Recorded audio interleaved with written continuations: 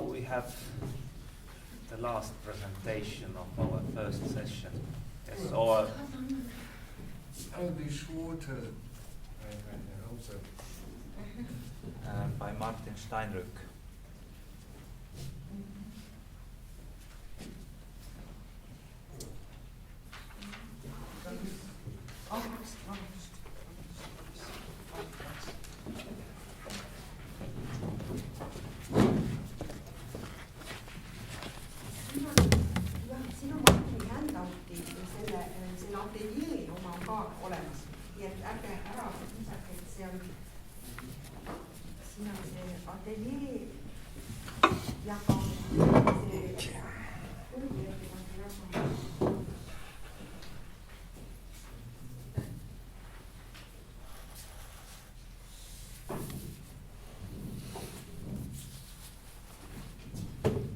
Okay, then let's start. I begin with, and nobody knew what would happen, a rather short text on what I think is performance in ancient Greek literature, but actually you can't say literature if it's performance.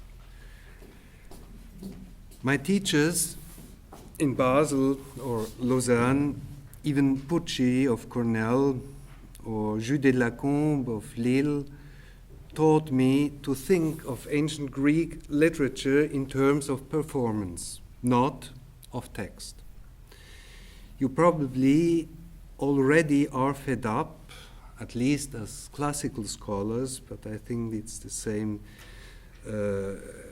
in other fields, with hearing that classical and pre-classical poetry is a matter of oral tradition, and a lot of scholars already take position against this issue, be it by commodity or because they belong to another generation.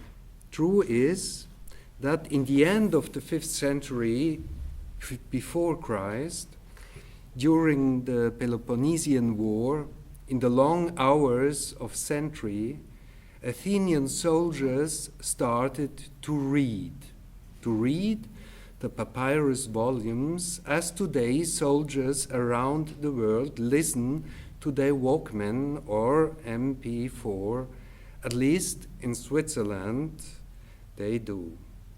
Back then, in the 20s of the 5th century, reading had the same status as today hearing music tins, a proceeding bound to liberate a recording's sound.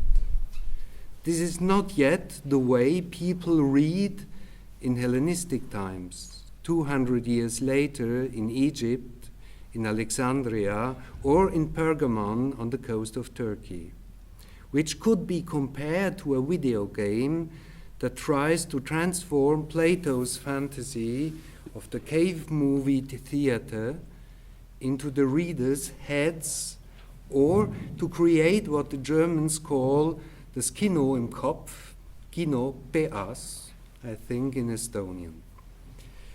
But even if Hellenistic reading practice, the practice of Callimachus, of Theocritus or Herodas, cut the audience definitely from the right, from the context, from its original setting, or from what some call the performance, because this setting became itself part of the movie, even if still later, in Roman times, Virgil, most of all Ovid or Pseudo-Longinus, funded this playful geographic division between audience and theater into a melting pot, one single melting pot of voices, where the reader could be lost and transformed himself. Think of Ovid's or Apuleius' Metamorphoses. Even then, in Roman times, the soundtrack was outsourced. Either you had a slave, a lector, or you were invited to a recitatio, or the author or yourself read the edition aloud, even in a library, giving voice to the papyrus. The self-forgetting, silent reading, the written language that would need Derrida's grammatology and that creates the stories of Jasper Fforde, where the hero enters the text, as do his readers. This identification reading we take for granted is possible only when the voice as well enters the head. In the 19th century, rather than in the 20th, that destroyed epic illusion by real movie theaters and real video games. Reading has become a feast for the eyes, whereas Seneca, in the 1st century of our era, associated reading with the ears. One of the rather widespread words, Latin widespread words for reading was audire, to hear, and not legere. So this was the introduction, not into performance, but into a small history of reading. Now a critique of performance in order to get closer to what performance was.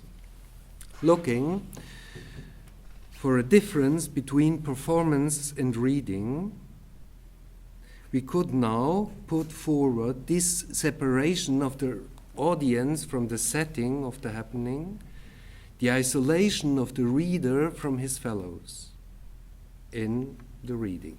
We could add that reading has always been considered an antisocial thing, whereas attending a performance is or was civic duty. But those are no real answers to the question, what makes a performance a performance? Latach, my professor in Basel, told us that performance is a multimedia show. And a French colleague commented, en fait, c'est du 3D. It's a three-dimensional thing. Those reactions are interesting in themselves because they share a common pattern, this need to inflate, to stress the text, to make the object a lot bigger. And they weren't the first ones to do so. You have some pictures on your handout. Number 1 under the title Gesamtkunstwerk. Already Wagner, or the Polish poet and painter Wyspiański, or the classical scholar Wilamowitz, all beginning with W, dreamed of the Gesamtkunstwerk, putting together all aspects, an old totalitarian phantasm of philological commentaries, an eternal quest for the vital, the living, according to the formula of the Austrian artist Hermann Nietzsche, you find at the end of the pictures, who at the time Latach pronounced his mantra, offered animal sacrifices as performances, as bloody as possible. But this three-dimensional vitalism we owe as well to Schelling as to Nietzsche is opposed to the text. We read because with our eyes we think of the text as something bidimensional, something flat, dead, who actually started to speak of dead languages. This need of vitality constantly witnesses our desire to change the simple reading by adding something, by adding quantity, multidimensional, gesamt, totality, a lot of blood, move a lot, but doesn't give the impression of someone who has reached the point where he can speak of the quality of performance, of the point that makes a happening a performance. Now, I have no solution, but I have a proposal. It is the phrase by a 4th century historian, Eunapius of Sardes, nobody knows him, I like him, that gave me the title for my paper and an idea how to propose a qualitative, distinctive feature of performance. Eunap repeats this phrase in a text where he describes a performance of his professor in Athens, the Armenian rhetorician Prohairesios. We are in the 4th century of our era. The performance is a typical rivalry between late antiquity rhetoricians of two different traditions, one the Ionic or Asianist tradition, the other being the Atticist tradition that prevailed until nowadays. Eunap represents this concourse in a big ring composition with repetitions that repeat the remark about both the audience and the performance, and nobody knew what would happen. I have worked a lot on this author, but I never understood the meaning of these two sentences, neither did the new French editor of Eunap, Monsieur Goulet. My proposition is now to read it as the very feeling of performance. When 1,000 years before, in the 6th century AD, the poet Theognis and other married adult men gathered to celebrate a rite for the god Dionysus, that means for a symposium, it wasn't simply the wine mixed with water that circulated, but as well the obligation of singing an answer to what the first drinker had sung in a sort of singing dialogue.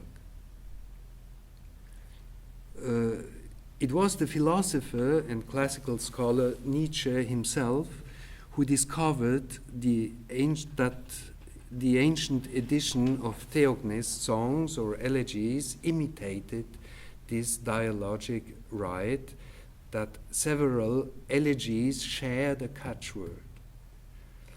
And within this dialogic pattern happened what my pupils and friends call the game of the crocodile.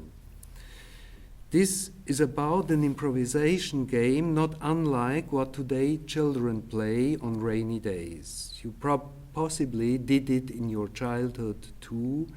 There is a group game where the first player has to draw a monster's head on the left side of a paper sheet. Then you hide or not the head and give it to the next player, who shall imagine the breast and the forelegs. When this is done, he gives it to the next for the belly, and so on, the result frequently being a funny crocodile. Now this is what happens in ancient elegy. In a symposium, for instance, in the one of Plato, someone proposes a theme, a subject, but from this point on, nobody can control the direction the crocodile or dragon takes, the combination of the contributions.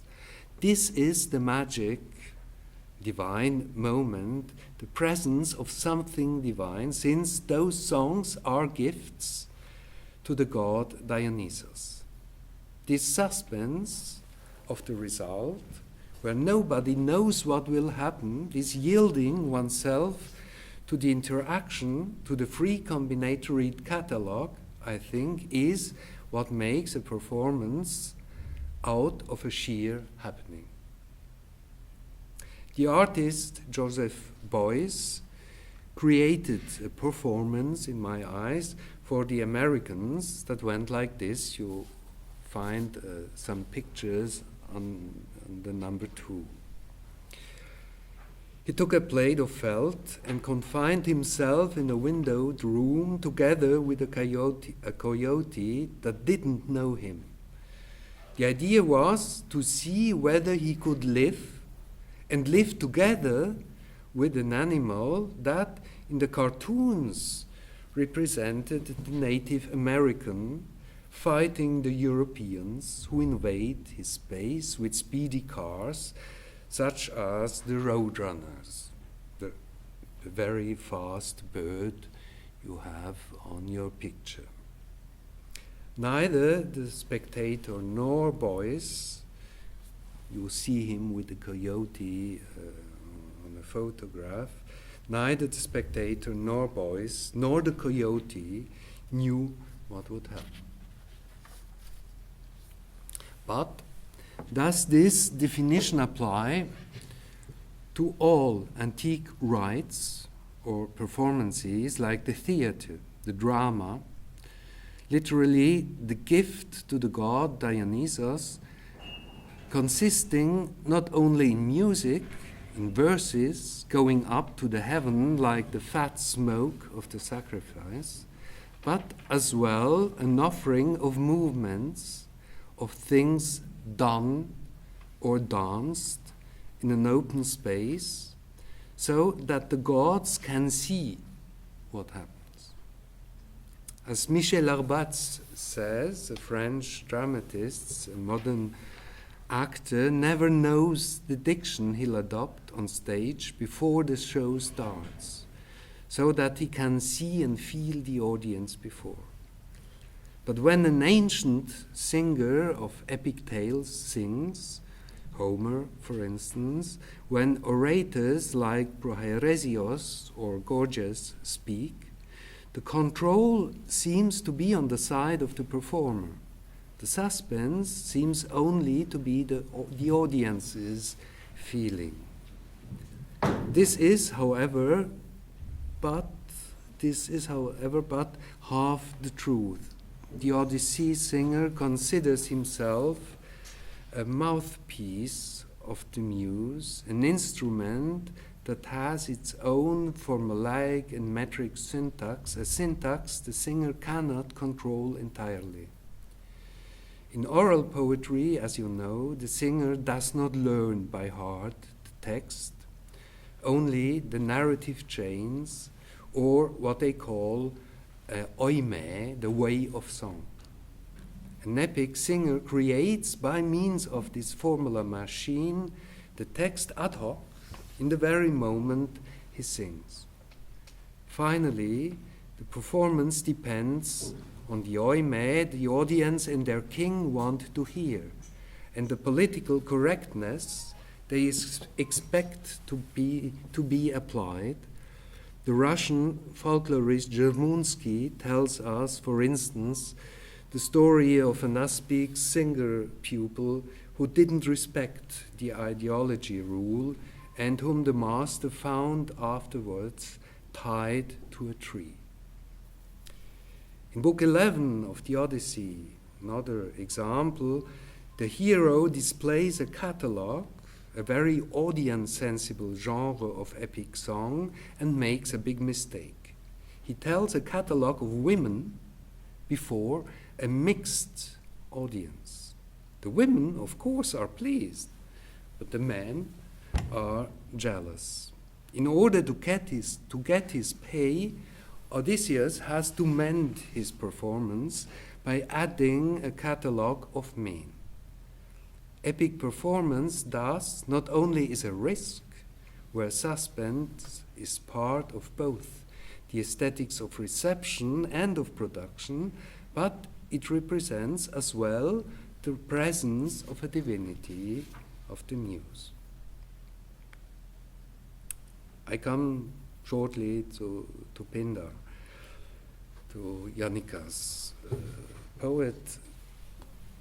So Pindar of the 5th century, a poet of choral song, might serve as a counterproof, a poet who has to calculate text for the choruses without improvisation.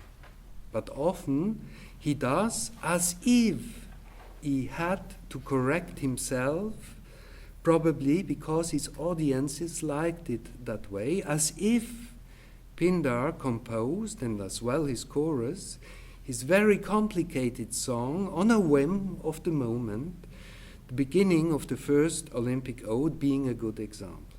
Similarly, Gorgias speaks of the kairos, what we traditionally and wrongly, I think, translate by the good occasion to seize, as if Gorgias had not prepared his speech, and the historians of rhetoric repeat this Loch Ness monster that bites his tail, conjuring the comparison of the orator with a hunter waiting patiently for the moment when his prey shows up.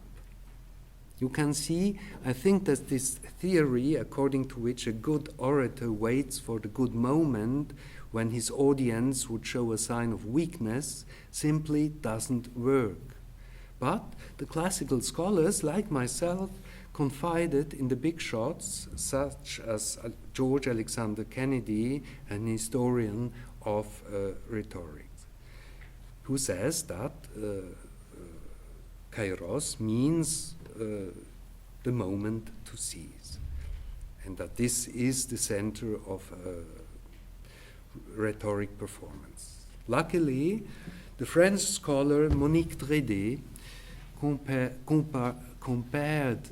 kairos and kairos, two words of exactly the same phonic, morphological, and etymological composition, but of different meaning and different accentual melody. The first word has an upwards tune at the end and seems to mean our good occasion. So it would be kairos. The second has a circumflex, an up and down movement on the first syllable, so kairos, and means the knot where the threads of a web come together. Now, text is only the Latin translation of web, and Drédé could show that at least in Pindar, the occasion, kairos, is the same as the knot, kairos. That is the link the performer has established with the audience, or better, with the situation of communication, by mirroring not the situation, but the link between song and situation within the text, what ancient theory called prépon, the fitting, and modern French theory, the énoncé de l'énonciation. Once, the audience is part of the performance and thus, to some extent, of the text. The performer can turn the tables and manipulate or integrate the audience and the situation less as a mean of persuasion than as a creation of the right, as a social reality, not as entertainment. It's mostly Oxfordian scholars think that Greek theater is basically entertainment. A lot, not all, of French scholars think that it's basically a rite, ritual. So this interaction in theater cannot be entirely controlled by the performer or the audience, and is yet the product of the two ingredients, song and audience. But the kairos, the oblique coming together, is to be created, not to be waited for. It is again Ulysses in Book 8 of the Odyssey who explains how the prépon, the performance, works, but we can still find the same proceeding in Plato's Charmides, in one of his dialogues. So, last part, conclusion.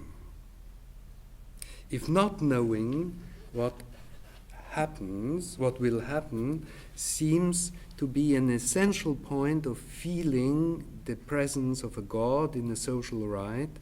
It seems mostly to be the result, the chemical reaction that Aristotle might have called catharsis, of two ingredients, a singer and the audience, and we could say that at least on the abstract level, the French colleague might prove right in saying that performance is a matter of 3D, three-dimensional things. But there is more to the classical prepon form than that. It isn't a simple mirror effect, but an oblique transcribing of the relation itself that isn't possible but by movement. For concluding, we can now look for the traces this ancient performance form has left in our modern edition text. Our text, the text isn't the performance. There are only traces of it. Alors, four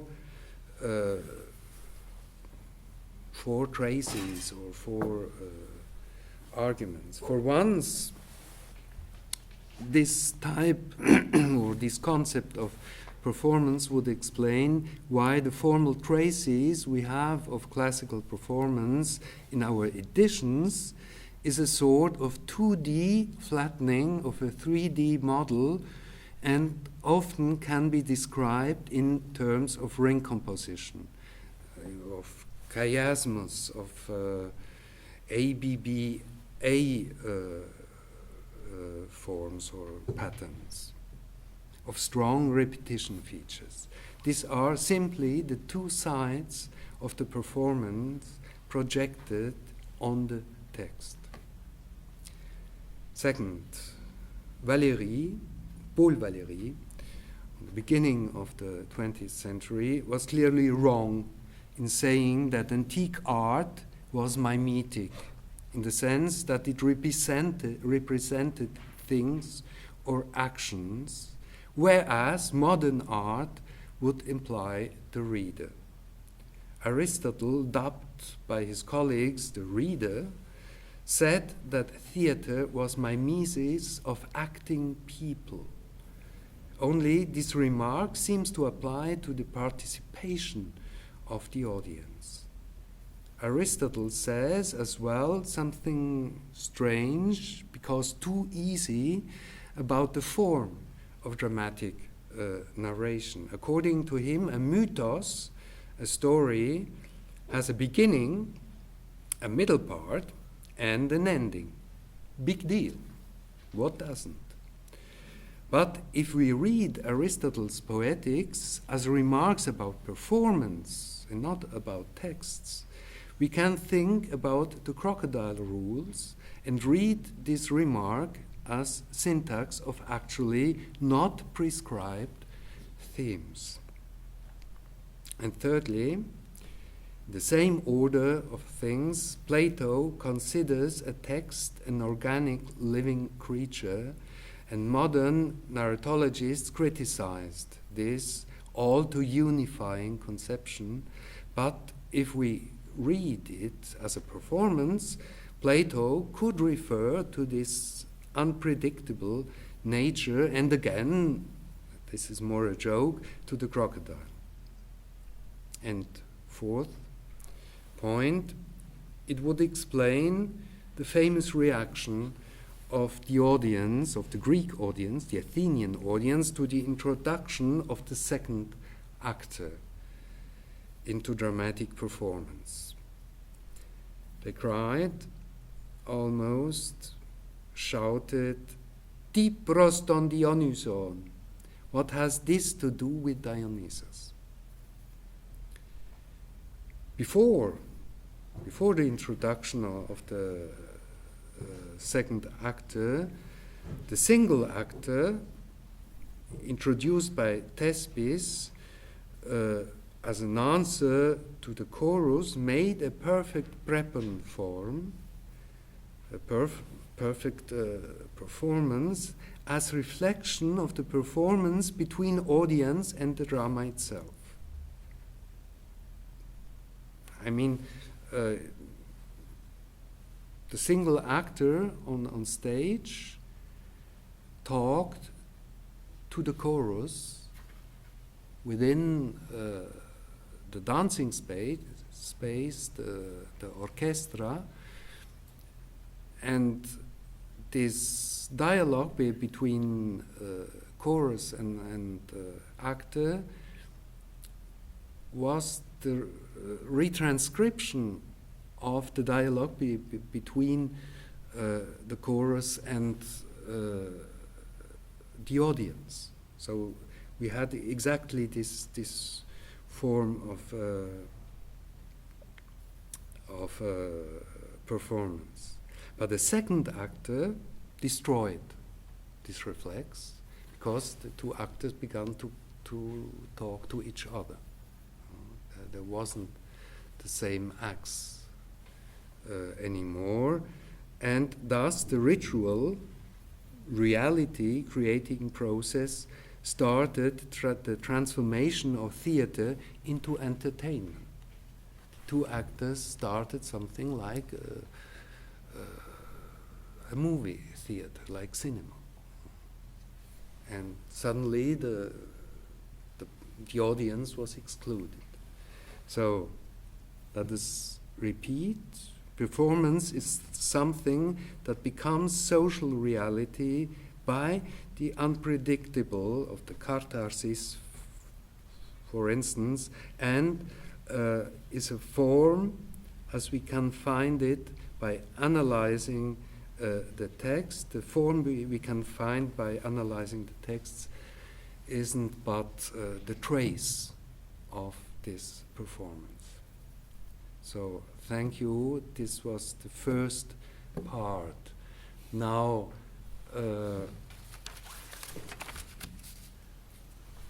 I have prepared a very short text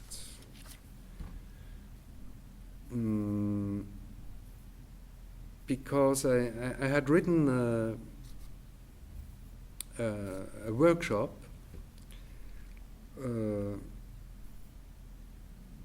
maybe I do it now, or it's 10 minutes, I think. Well, I think we can do it. Okay. So I had prepared this workshop. This is the even good ones, four-wheeled. Could not move it from the threshold. No, that's an example. No, that's all on the first page. This is an example of what we could do tomorrow. I had prepared a workshop in the sense of what we call in Switzerland or in France an atelier. A lot of theory and then some application made together. An idea of learning by doing, something like that.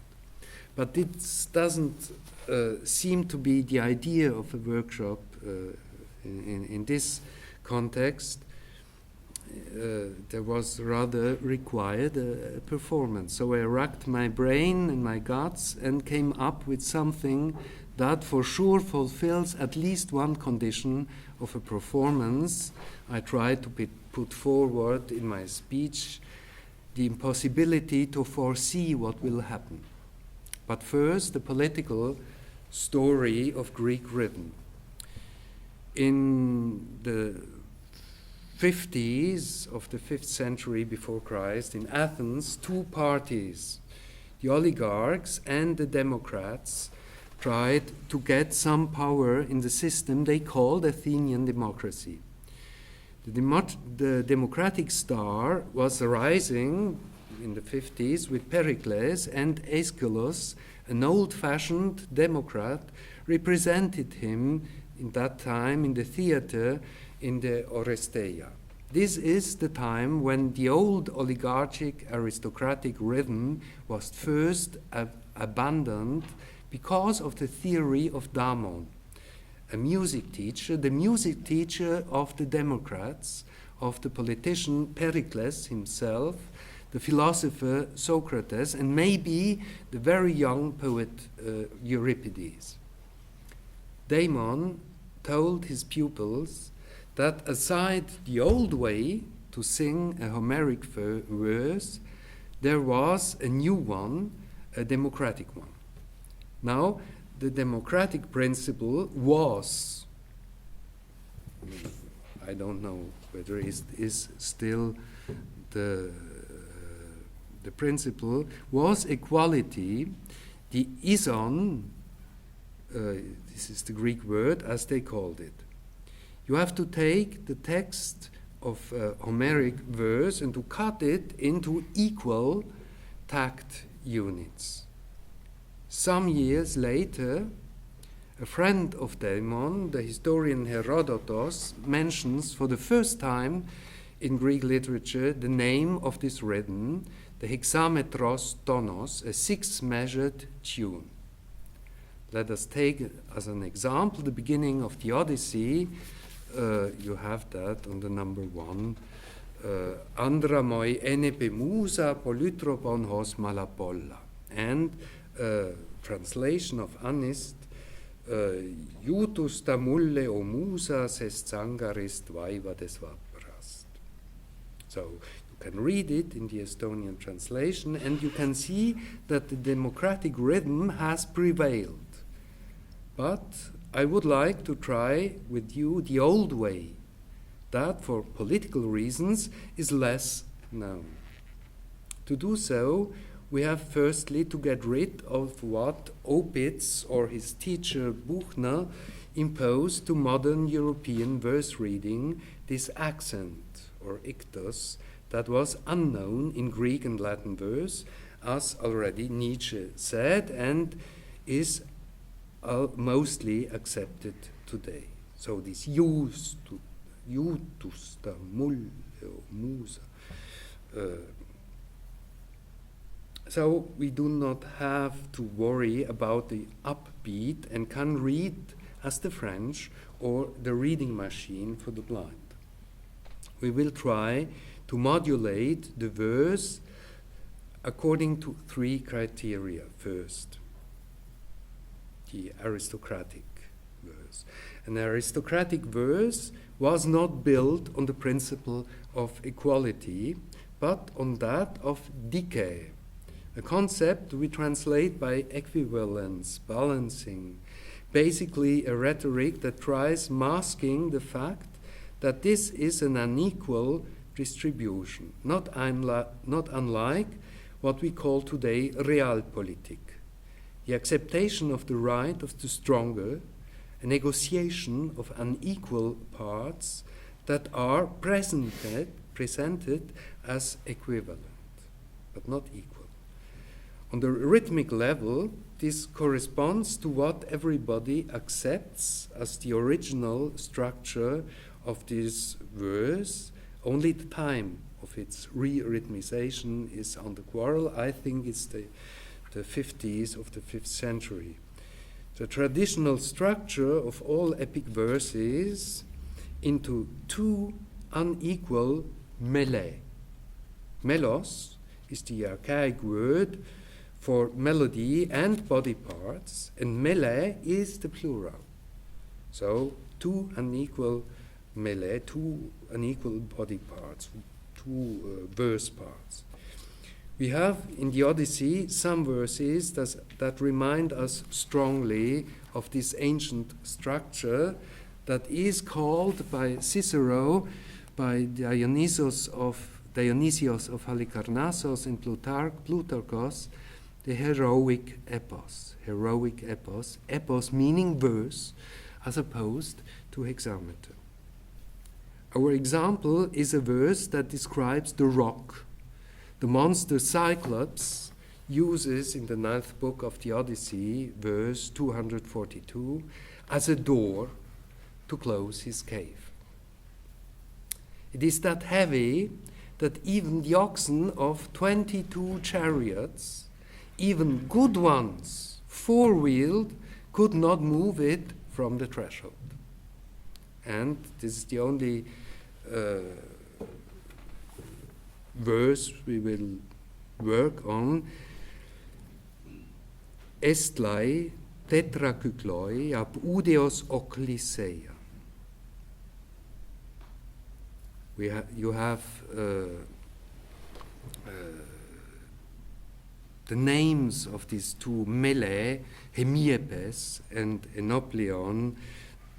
Later metricians, for instance Damon, gave these names to these two parts. So we have to read this one. Second criterion is quantity. In a hexameter, Damon explained, musical criteria apply that make each of the 6 measures equal to the others.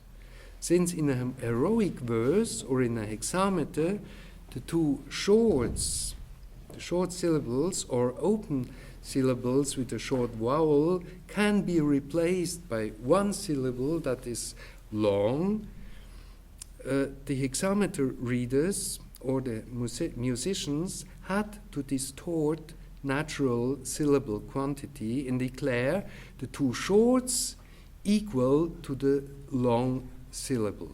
You have this in number 3.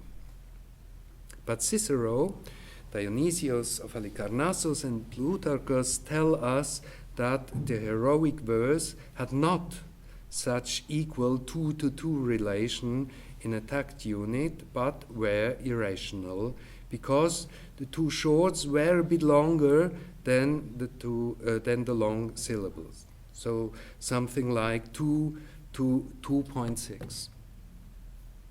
The political rhythmic challenge would be similar to a graphic challenge in Chinese calligraphy when you have to write the sign He. You have it on the handout, but I could write over there.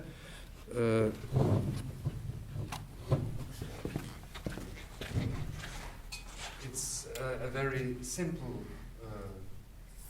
You have this one. This means stalk or grain, and gives basically the sound.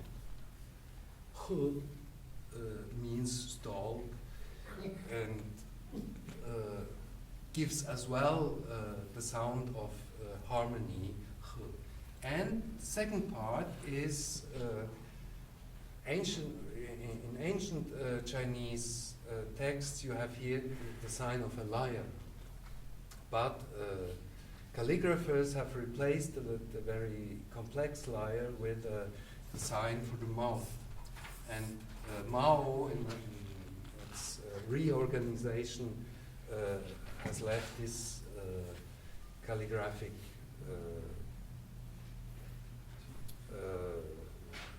variant. So the problem of a calligrapher is to write it in a way that the very small sign ko for mouth is in equivalence with the very big sign, which gives only the phonic level h. And with the ancient rhythm, it would be similar. We have to learn for this ancient rhythm to change the agoge, not to use, as Yannicka said, the metronomic, the metric rhythm, but to read it in a way longer, the first part, and shorter, the second part. I will cut the rest and give you the reading. A friend of ours, this Emmanuel Lascaux, has sent me for, only I can't see anything.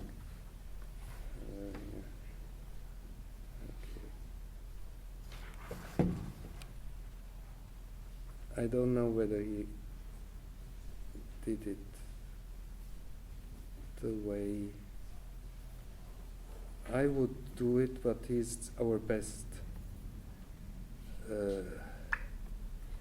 reader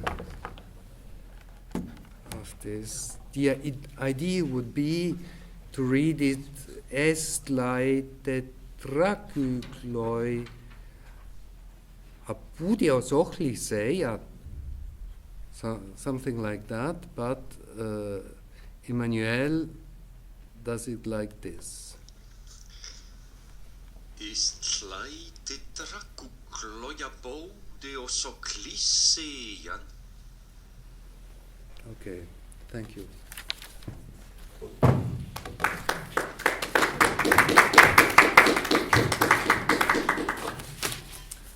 Thank you very much.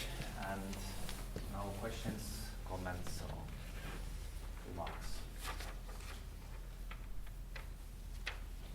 Perhaps the specific topic. But I understand we practice this tomorrow in your workshop. I'd propose to work a bit on this verse, Okay. and then I have something, you see that on your handout, about the music of Pindar. Okay. How the accents are linked to melody. Well, from theatrical perspective, of course, it was quite interesting what you said, that if there are two persons on stage, then actually they start to talk with each other, which means that the public, in a way, is excluded. Yeah, this is So, against the rhyme.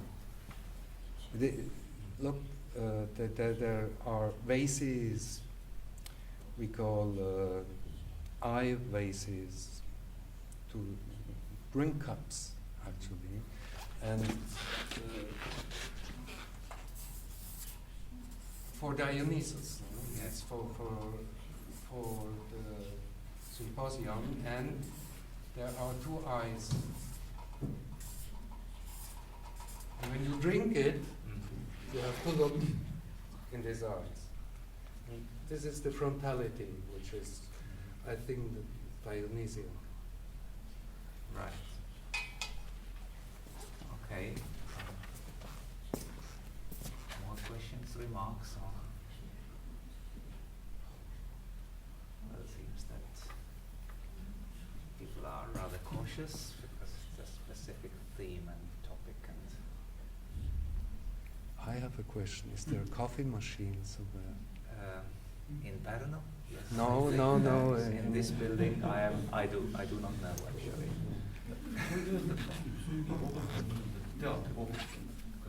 In the theater? Yes. Well, but then